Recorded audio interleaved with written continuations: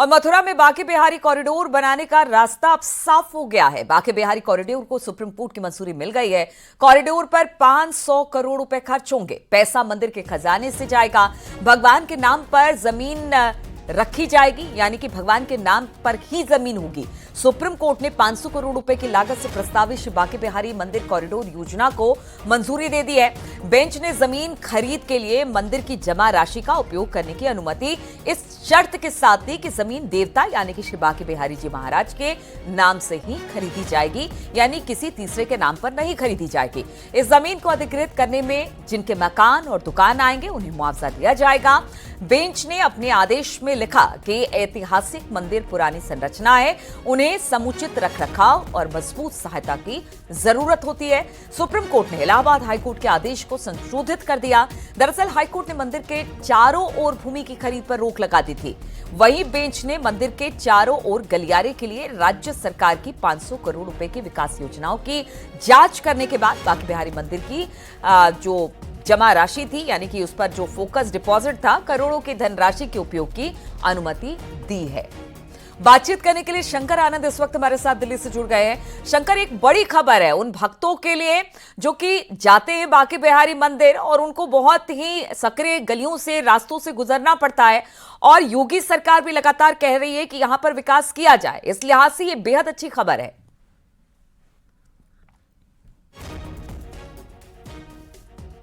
शंकर, आवाज मिल रही है? चलिए शंकर से बातचीत करेंगे, लेकिन आपको शंकर आवाज मिल रही है? आपको सवाल दोहराएं प्लीज। शंकर, जिस तरह से यहाँ पर पूरा कॉरिडोर बनाने की मंजूरी मिल गई है, सबसे ज्यादा तो खुश वो भक्त होंगे जो कि लंबे लंबे रास्ते में, सकरे रास्ते में लाइनों में खड़े रहते थे, उनके लिए बहुत अच्छा हो गया। और साथ ही योगी सरकार ने जो कहा था कि अब यहाँ पर भी विकास होगा, यानी बांके बिहारी मंदिर और मथुरा वृंदावन में भी, वो विकास भी अब दिखेगा यहाँ पर।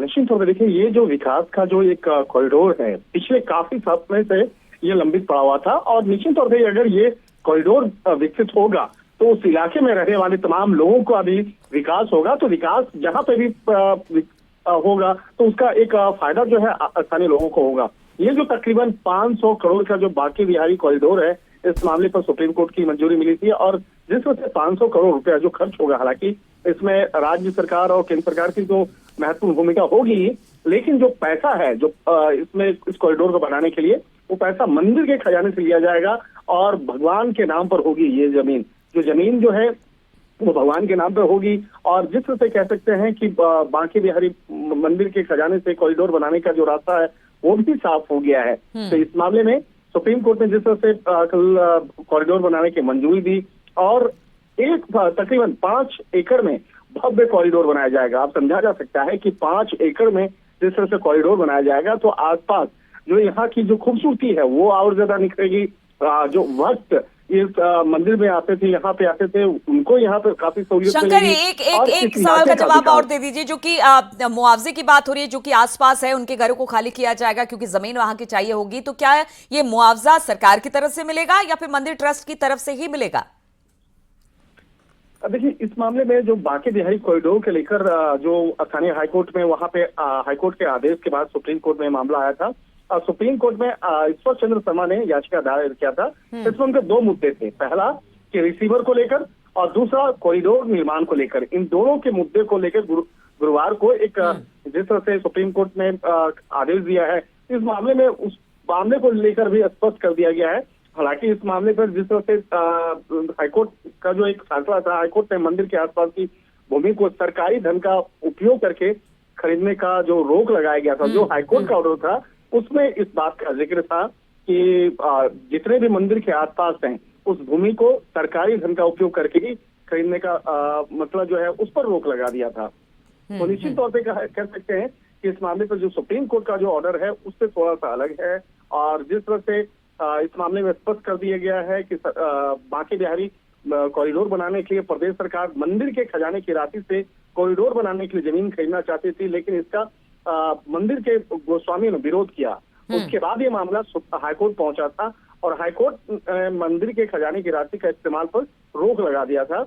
और उसके बाद याचिकाकर्ता ईश्वर चंद्र शर्मा जो है सुप्रीम कोर्ट पहुंचे थे, और कॉरिडोर को लेकर उन्होंने याचिका दाखिल किया। बिल्कुल, और यानी जिस कि तरह से शंकर यही सुप्रीम कहा कोर्ट जा ने- सकता है कि अगर बांके बिहारी जी के नाम पर ये जो जमीन होगी, अगर उनके नाम पर होगी तो शायद मुआवजा भी ऐसे ही मंदिर ट्रस्ट की तरफ से ही दिया जाएगा। खैर वो बाद में चीजें स्पष्ट हो जाएंगी, लेकिन अच्छी खबर यही है कि अब कॉरिडोर वहां पर बनेगा।